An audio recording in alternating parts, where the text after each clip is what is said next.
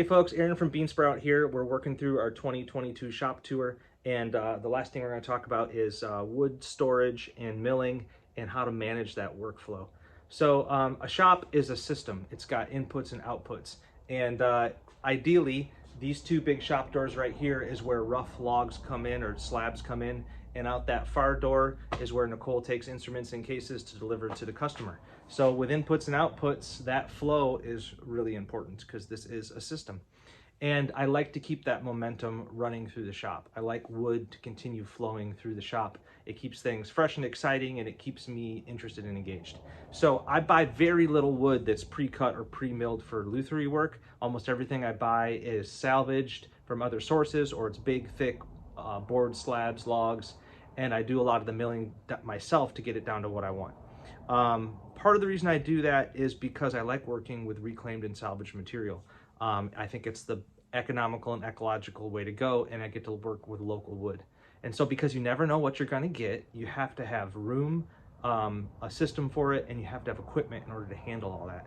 So the big joiner, the big bandsaw, the table saws, the planer, the resaw machine, all those get used to turn these big chunks of whatever it used to be down into smaller and smaller pieces until it goes out the door as an ukulele.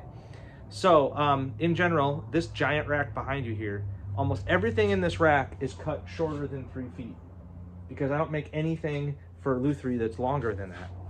So I break down these larger boards and stuff to get down to this level so they're much more manageable.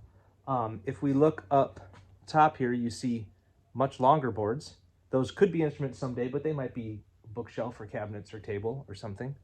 We'll show some more storage like that in a moment. To begin with though, if we look right here, we've got some longer slabs and boards that are going to be neck blanks. These are woods that I use for necks. Some of that's still drying. And then down here, you start to have pieces that are now milled in pairs for my neck blanks. And there's tons of those awaiting use right here for multiple species. And then below it are these big layers of veneers because I like to have that veneer down the middle. So there's 8 or 9 different species there. So when it's time to pick the neck wood for an instrument, I can combine those two and get just what I want. So mostly neck wood, milled neck wood, mostly veneers, other stuff there for brace wood. And then all this is just storage of various sorts for other stuff, for banjo pieces, whatever. This is all spruce brace wood. This whole area here is all for banjo necks. So we've got maple, all different kinds of maple, curly cherry, walnut, curly walnut, all different kinds of oak. And in general, they are either in a pair like this, ready to get a veneer on the inside, or they might be pre-glued up, ready to be cut down. Below that is lots more of the same, and then little pieces for banjo rims and whatever. And at the very bottom, I've even got some some grafted walnut drying for about a year or 2 from now. I'm not ready for that yet. Over here, you can see I already have pre-milled lots of different banjo segments for making my block rims of all different sorts.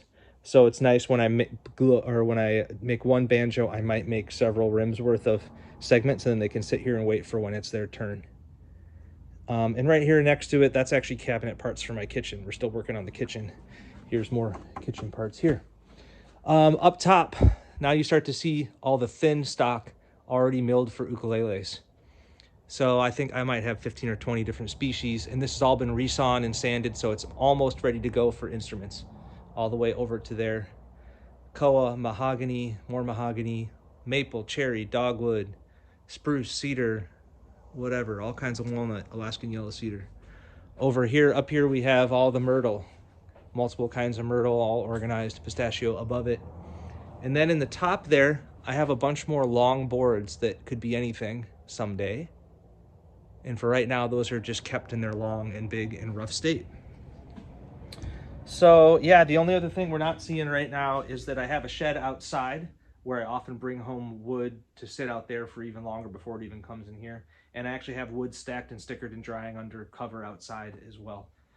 Because that system of move it from here to here to here, mill it, smaller, until it becomes an instrument. That's what we do. So, oh, I guess we should show real quick the other next layer of organization. Once an instrument is closer, I have to sock it away over here. So up top we've got ukuleles for the future. Those are customer selected wood ready to go. I've got necks already milled, closer ready to go. And then I have banjo necks and rims either ready to mill or already milled for customers that are upcoming, so I don't get those mixed up. And then I've got little veneers and scraps over there that will be bridges and other things along the way. And yeah, we got to keep it all organized. And then you probably saw in the other video that these benches hold the wood milled for customer instruments when they're in progress. Each little cubby gets its own card, and it is set aside so I don't mess it up.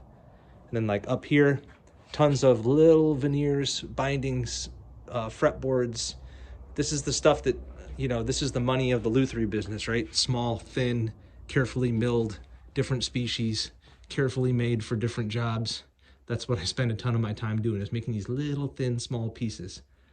So it's all a system, and I like to keep it moving. Okay, so I think that's going to be it for our shop tour series for 2022, unless I think of something else. I appreciate you tuning in, and yeah, thanks for your support. Cheers.